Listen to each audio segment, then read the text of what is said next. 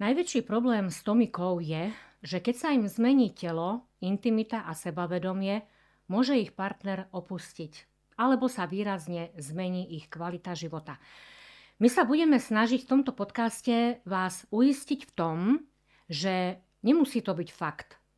Niekedy to môže byť mýtus. A veľa vecí v rodine, vo vzťahoch, v intimite sa môže aj zlepšiť a vrátiť do normálu. Budem mať so sebou teraz tu v štúdiu veľmi vzácnych hostí, partnerský pár. Ja som za to veľmi rada, pretože sa budeme baviť otvorene o rodine, o partnerstve, o intimite, čo niekedy je pre väčšinu ľudí tabu. Moje meno je Beata Zabáková, pracujem pre spoločnosť Convatec v oblasti starostlivosti o stómiu už vyše 30 rokov. A všetko to, o čom tu budeme dnes rozprávať, vychádza z osobných skúseností mojich hostí. Preto vás poprosím, vezmite si z toho iba to, čo sa vás týka, to ostatné nechajte tak. Čo sa týka odborného poradenstva, prosím, vždy kontaktujte lekára alebo svoju sestru. Tu budeme vychádzať z ich osobných skúseností a necháme ich nahliadnúť do ich duše pokiaľ nás tam vpustia. Takže ja by som ich teraz v úvode privítala. Máme tu medzi nami Matúša a jeho manželku Nikol. Vitajte. Ahojte, dobrý deň. Ahojte. Na úvod, kým prejdeme teda už k tej téme stómia a váš život, teda nie partnerský, manželský a rodina, ako žijete, tak najskôr, keby ste sa nám predstavili. Nikol, ty ako žena, tebe dávam prednosť. Tak ahojte ešte raz, volám sa Nikol a prišla som sem podporiť môjho manžela, ktorý je s tomikom a možno priblížiť aj takú perspektívu tej manželky, ktorá tu vystupuje v tom vzťahu ako podpora. A tak. Koľko rokov ste manželia? Manželia sme 3 roky. Ale spolu sme 11 rokov. Krásne. Takže Matúš, predstav sa. Ahojte, volám sa Matúš. S tomikom som 7 rokov a prišli sme vám vlastne približiť, ako žijeme, keďže Nikol ma poznala aj ako pomerne ťažkého IBD pacienta a potom ma poznala aj po mojej premene na stomika. Čiže vlastne ako vnímala, že som bol chorý a potom celé tie peripetie, keď bola operácia a tak ďalej. K tomu sa dostaneme. Teba, Matúš, už naši sledovatelia poznajú zo sociálnych sietí. Si veľmi aktívny, čo sa týka takých reels, takých krátkych videí. Prečo si sa rozhodol, že budeš zdieľať svoj život takýmto spôsobom na sociálnych sieťach? Presne preto, prečo, jak by som to povedal... Pomôcť tým ľuďom, alebo ukázať, presne. že dá sa žiť? Ukázať, Tebe to chýbalo. Mne to chýbalo. Trošku exhibicionizmu. Áno, dá sa tak povedať. Ako ja som dlho zvažoval, že či ísť tým von, že som stomík a vlastne trénujem 15 rokov a vlastne 7 rokov z toho trénujem ako stomik a vlastne som aj ľuďom začal najprv približovať na Instagrame a tak, že ako cvičím a tak, nejaké výkony a tak ďalej. No a vlastne potom som chcel trošku, nechcem povedať profesionálnejšie ukázať, ale nejak otvorenejšie ukázať, že aké to je vlastne byť stomikom a že čo to všetko obnáša, ako sa s tým funguje a tak ďalej. To je výborné, pretože veľa ľudí, ktorí majú stómiu, či už mladí alebo starší, tak nemajú odvahu to niekomu povedať alebo ísť tým na verejnosť. A práve toto je spôsob, ktorý môžeme ukázať, že stómia zmení ten život. Je to trošku iné, ale dá sa vrátiť do normálu. Takže budeme sa venovať aj tomu. Ale kým prejdeme teda k tým otázkam ohľadom rodiny, partnerstva, rodičovstva, pretože máte aj 3-ročného synčeka malého, tak predsa len sa vrátime, Matúš, do obdobia, kedy si bol tesne po operácii, alebo keď ti bolo povedané, že budeš mať stómiu. Prosím ťa, ako si to ty prežíval ako mladý chlap, plný života a zrazu stómia? Až tak plný života som nebol, lebo naozaj tých 10 rokov ťažkostí, ktoré som mal s ulceróznou kolitídou ako to sa moc nedalo nazvať nejak, že plnohodnotný život. Čiže keď prišla otázka s Tomie, samozrejme, že som bol z toho vyhúkaný a sa mi ruky rozklepali a doteraz si pamätám ten deň, keď som sa o tom prvýkrát dozvedel, jak som odchádzal od pani doktorky vtedy. A samozrejme, že ma to zlomilo, však ako hovoríš, mladý chalan, a že budem chodiť po svete s nejakým sáčkom na bruchu, že kokso, ako... A povedal si to hneď, Nikol? A jasne, samozrejme. My sme všetko prežívali spolu stále. Nikol, ako si reagovala na tú No, informáciu? počula som to prvýkrát v živote. Takže bola som veľmi vystrašená, čo to chce. Po googlení obrázkov som bola ešte viacej vystrašená, lebo tie vyzerajú často hrozivo. Ale začali sme si o tom spolu študovať a postupne sme si uvedomovali, že počkať, ale to vlastne neznie vôbec tak tragicky. Čiže vy ste mali tú výhodu, že ste boli na to pripravení. Pretože veľa stomikov je tak, že akútne a zobudí sa a má stómiu. Takže trochu ste sa na to pripravili. Čo ťa čaká teda? Áno, lebo musel som ja povedať, že ja už som mal taký stav, že reálne mi hrozilo niekedy pretrhnutie a tak, hrubého čreva. A kto to pozná, tak som brával hrstie liekov zo začiatku a tak ďalej. Potom 2 biologické liečby som mal, ani jedna nezabrala. Čiže ja už som sa tak aj psychicky pripravoval na to, že tamto smeruje. Ale keď som už tomu už reálne počul, že musím sa ja rozhodnúť,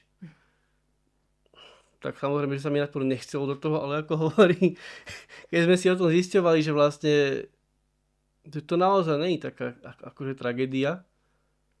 A s tými pomôckami, čo momentálne sú dostupné, Presne je tak. veľký rozdiel 35 rokov späť a teraz. Takže... To ani neviem, jak to vlastne vtedy bolo, že jak to fungovalo.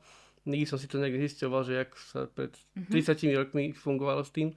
Ale vlastne áno, keď sme si zistili, že čo to všetko obnáša a že vlastne to, čo je teraz, vtedy teda nebol poriadne ani život, tak som išiel do toho akože po hlave. Takže rozhodnutie padlo áno. Áno, súhlasím. a samozrejme, že som bol z toho vystrašený, ale úprimne, keď už to išlo, že bolo pár dní do tej operácie, tak som sa na to tešil. Vyslovene, že tešil, doslova.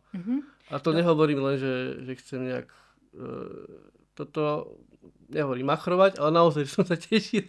Že už bude koniec takému tomu trápeniu, čo Presne ti tak. spôsobovalo to ochorenie predtým. Dobre, prišiel ten deň D. Zobudil si sa po operácii a prvý pohľad na stómiu. Nikol, bola si tam aj ty vtedy? Pravda, že? A prosím ťa, tak povedzte mi. No, Alebo aj... neviem, či Matúš môže hovoriť, lebo on podľa mňa, aj keď sa na nás pozeral, on pri tom úplne nebol. Ja som bol nafetovaný, jak som bol proste po tej anestézii, tak haha, hihi, smajlík. No, akože boli sme tam s jeho rodičmi, traja sme tam stáli nad tou pooperačnou postelou, on bol vyrehotaný ako lečo, my zaslzený, zasoplený, hotový, keď sme ho tam tak videli.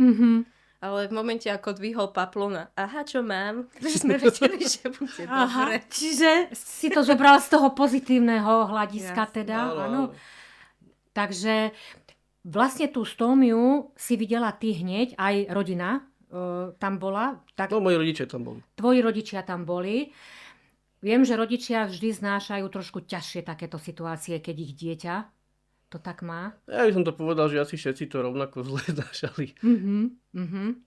Dobre, ako prebiehalo to takéto zaučanie, tá edukácia? Prišlo vám to jednoduché, alebo ste tam videli, že bude nás to limitovať v tom? Asi by som povedal, že keď... Jak to povedať? Podmienkou toho, aby som išiel domov čím skôr z nemocnice, že si bola tá, že si to musím sám vymeniť. Áno. A vlastne prišla nejaká sestra, doniesla teda tie veci, ukázala čo a jak, ukázala ako to dať dole. Vtedy som mal jednodielne ešte tie staršie sačky. Áno, tvarovateľné Matúš mal? Áno. Jednodielne som mal, vystrihovanie. Je aj vystrihovateľné. Vystrihovateľné, hej. A vlastne vystrihla asi ceca, ako mám to črievko a tak som nachytil, porobil ako mi povedala, nalepil som, že to je hotovo. Hotovo. Čiže ty si to sám začal, pretože niekedy stomík odmieta. Preto je prizývaná manželka, partner, rodina. Z Viem to vášho pochopiť. pohľadu, vieš to pochopiť? Viem to pochopiť. Chcel si to sám teda ošetrovať? Sa zdvíhal žalúdok, keď som sa na to pozrel, ale hovorí, keď mi povedali, že keď si to veľmi vymeníš sám, môžeš ísť domov, všetkými 10 som do toho išiel. Jasne, čiže si to prijal ako fakt, Áno. aby si vlastne mohol ísť domov a tak. Nikol, ty si mu to niekedy vymieniala, vrecko? Vieš sa postarať o stómiu? Raz som mal takú červenú výrozu, že som fakt bol nevládny Áno. a dokázala by to vymeniť bez problémov. Spal pri tom a nezabudol. Dokonca som spal pri tom. Mhm. Takže ako... ako aj ty partnerka nemáš problém s tým, lebo teraz zmenilo sa to telo trošku a tak niektorí partneri, na úvod som povedala, že aj opustia partnera a proste vzdajú to. Môže byť, jasné. Nie, to ma nenapadlo ani na sekundu. My sme to brali ako nový začiatok, lebo pre nás to bol začiatok. Ten život, čo sme mali predtým spoločný, no bolo to veľmi limitované. Zrazu, keď sme hocikam chceli ísť, nemusela som 3 dní predtým googliť hustotu toaliet na meter štvorcový. Aha, jasne. Áno, lebo vtedy treba mať na blízku toaletu, lebo je to črevo proste dráždivé. Áno. Mohli sme ísť kedykoľvek, kamkoľvek a aj s tým vymieňaním na začiatku boli sme stále spolu, takže aj keď ešte to nemal také zvládnuté, tak stála som v tej kúpeľni s ním, vyzeralo to ako v Meši, scénka operácia, skalpel Margaret. Takže sme sa to spolu naučili a úplne v pohodičke. No a potom prišlo ďalšie obdobie rodičovstvo. Narodil sa vám synček. Áno.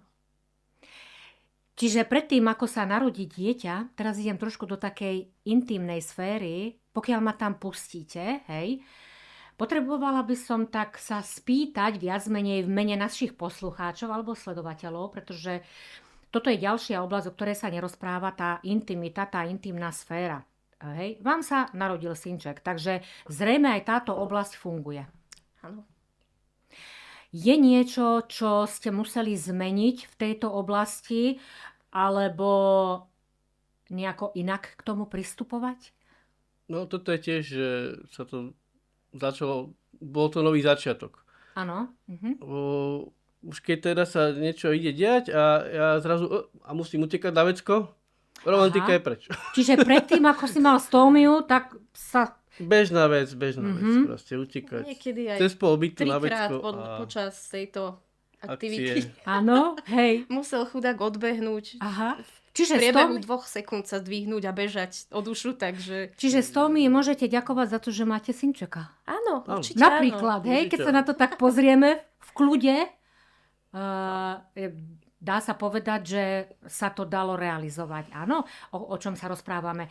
Dobre, ale predsa len by som sa spýtala, pretože aj vo svete dá sa kúpiť, alebo aj na Slovensku spodné prádlo, také, čo zakrýva stómiu, alebo oblečenie a tak. Je to o niečom inom, hej, keby som tak povedala. Je toto niečo také, na čo ste tiež tak dbali? Ne, vôbec. Túto strávku, že nejaké spodné prádlo, že čo zakrýva tomu, to by som povedal, že to skôr akože ženy asi riešia. Hej, viem si predstaviť z pohľadu ženy, že keby som mala stómiu, asi by som sa potrebovala s tým nejaký čas vyrovnať, kým by som vedela tak naplno pristúpiť nejakým intimnostiam.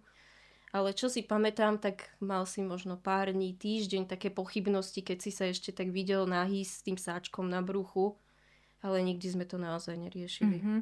Pre nás to absolútne to je pekné. Neubralo na nejakom sexepíle, alebo tak, keď to mám nazvať.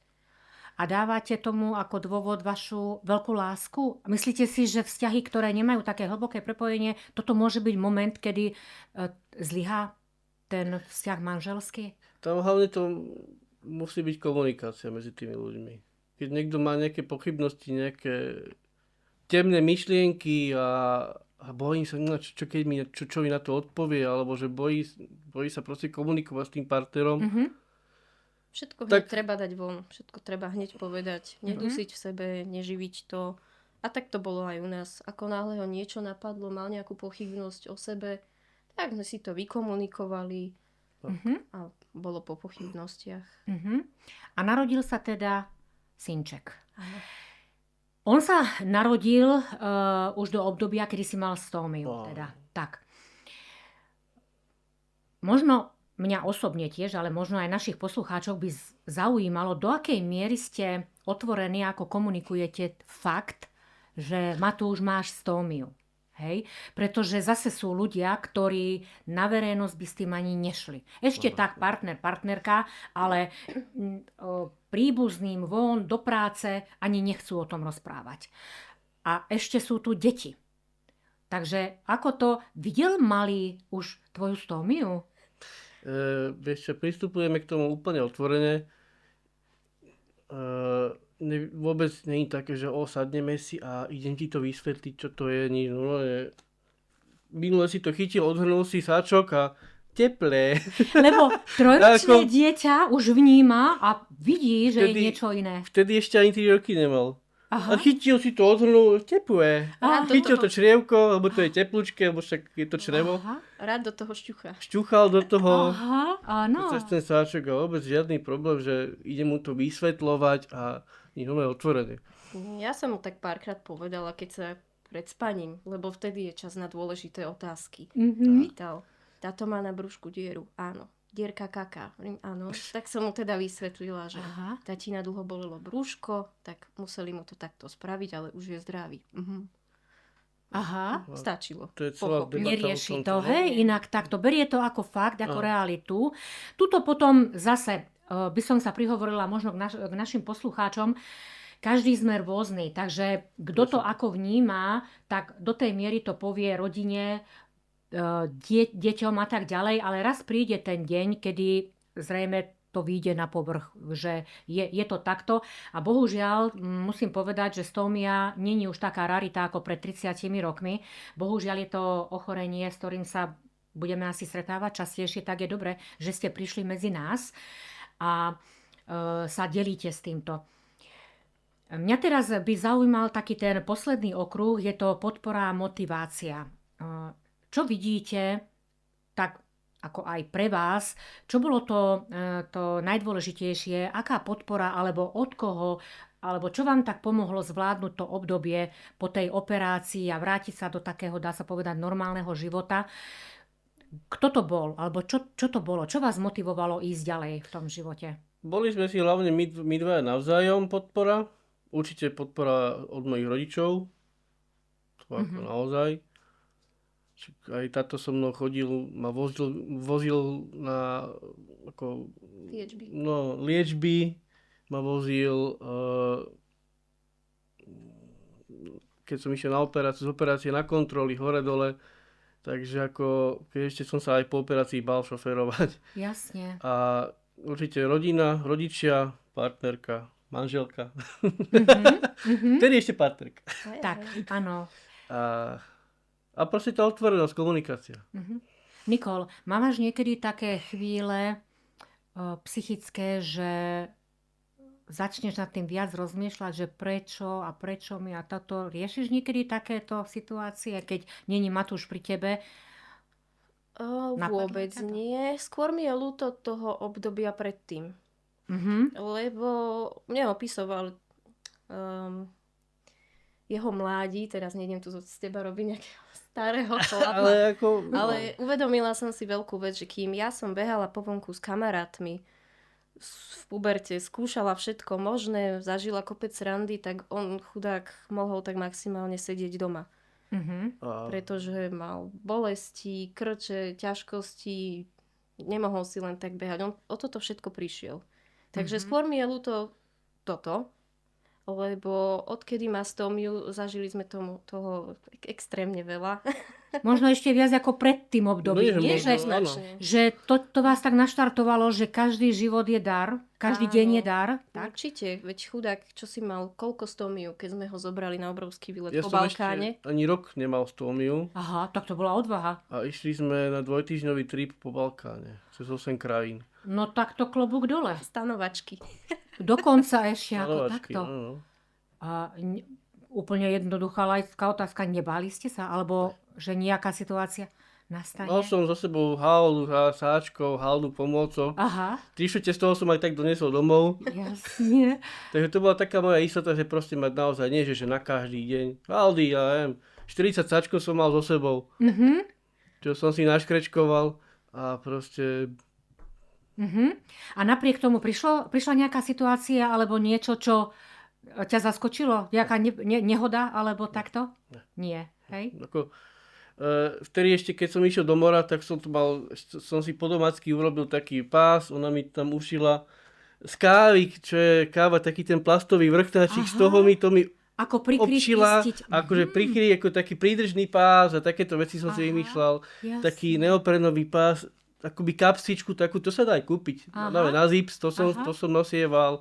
Že akože, aby náhodou sa mi to neodtrhlo vo vode niekde, hej. Lebo však v Bulharsku boli vlny, tak sme sa hádzali do vln. A úplne bez problémov. Som si to tak užil. Bo naozaj, ja som prakticky nemal pubertu. 15 mi to diagnostikovali a čo 15-ročný chalan. Hrozť liekov ráno, hrozť liekov na obed, hrozť liekov večer. Čiže to nebol proste, nehovorím, že to nebol život, jasne žil som, chodil som do školy a tak, ale nemal som žiadnu voľnosť. Proste, no, takže zrazu keď som mal toto, tak sa mi otvorili proste milión dverí. To ako naozaj, teraz nejak chcem poľahčovať okolnosti, ale naozaj to tak je. Naozaj to tak je. Čiže keby ste obidvaja na záver mali niečo odkázať, hej, ľuďom, ktorí sú buď to pred operáciou a beží im v hlave to, čo bežalo vám, alebo už majú stómiu aj rok a stále ešte sa obávajú nejakých aktivít, činností, tak čo by ste im povedali? Najskôr, Nikol, teba by som poprosila. Ja by som teraz prehovorila ku všetkým tým polovičkám. Áno. S Tomikou. Podporte partnera v tom, ako veci robiť. Nech nemyslí na to, čo sa nedá. Ale pomôžte mu nájsť ten spôsob, ako z toho získať čo najviac. Krásne. A hlavne nech zostanú pri ňom. Tak, presne. A podávajú mu tú pomocnú ruku, tú istotu, ten smiech. Áno. Matúš, čo by si ty povedal, pretože ty si to reálne zažíval? Ja určite by som povedal asi to isté, ale plus proste nebáť sa veci. Nebáť sa toho. A keď už je človek stovník a že môžem hento, môžem tamto, tak nerozmýšľaj o tom a proste to vyskúšaj. Samozrejme, že treba mať nejaké kritické myslenie a vedieť rozlíšiť, že čo naozaj áno a čo naozaj nie. Ale keď reálne vidím, že niekto sa bojí ísť na bicykel, tak ako vôbec nevidím v tom problém, tak skús a chod na ten bicykel alebo niečo proste. Nebáť sa veci, to hovorím príklad. Ako. Jasne. Nebáť sa, a samotnej stomie sa nebáť, naozaj to zachraňuje životy. Krásny záver, ja by som to lepšie nepovedala, čiže snáď len toľko z mojej strany. Pokiaľ sa vám tento náš rozhovor páčil a chceli by ste aj do budúcna podobné podcasty počúvať, tak sledujte nás na sociálnych sieťach, sledujte webovú stránku spoločnosti Convatec. My tam budeme stále prinášať obsahy motivačné aj edukačné a budeme veľmi radi, keď nás budete sledovať priamo, alebo keď budete aj tichí sledovatelia, nás to bude určite motivovať do ďalšej našej práce. Takže ďakujem vám ešte raz veľmi pekne, Nikol, Matúš. Krásny deň, šťastnú cestu domov. Pozdravujte malinkého a možno sa tu vidíme, keď bude väčší a dáme rozhovor aj s ním tuto. Ešte mu to dovysvetľujeme dovtedy. Tak keď už bude mať svoj rozum aj trošku a snáď to bude zase o niečom inom, pretože chceme otvárať tie horizonty aj iným ľuďom, ktorí sú doma a nemajú odvahu ísť do sveta. Takže veľká vďaka ešte raz. Aj my ďakujeme za pozvanie. Krásny deň.